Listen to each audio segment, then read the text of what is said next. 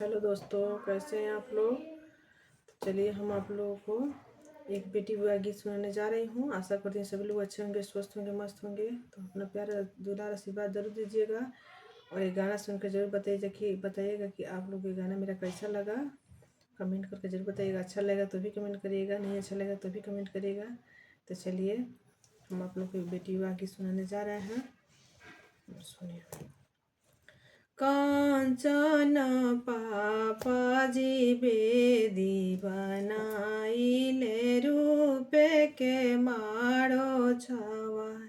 कांचन पापाजी बेदी बनाइले रूपे के मारो छवा। ताही ऊपर पापाजी पूजा जय करिले पूजिले सालिगरा। ताही ऊपर पापाजी पूजा जय करिले पूजिले सालिगरा। अक्षत चढ़ौनी बेल पत्र चढ़वनी चंदन रही गईले हाथ। अक्षत चढ़ौनी बेल पत्र चढ़वनी चंदन रही गईले हाथ।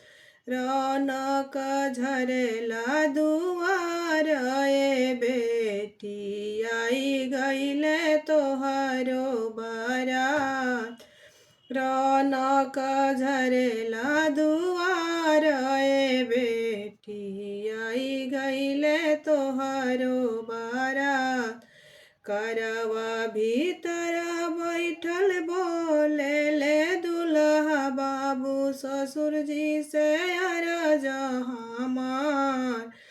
हमरो जे पापाजी दहे जावा के लोभिया राउर पति रहे चाहे जाय। करवा भीतर बैठल बोले ले दुल्हा बाबू सरजी से अरज हमार। हमरो जे भैया जी दहे जावा के लोभिया राउर पति रहे चाहे जाय।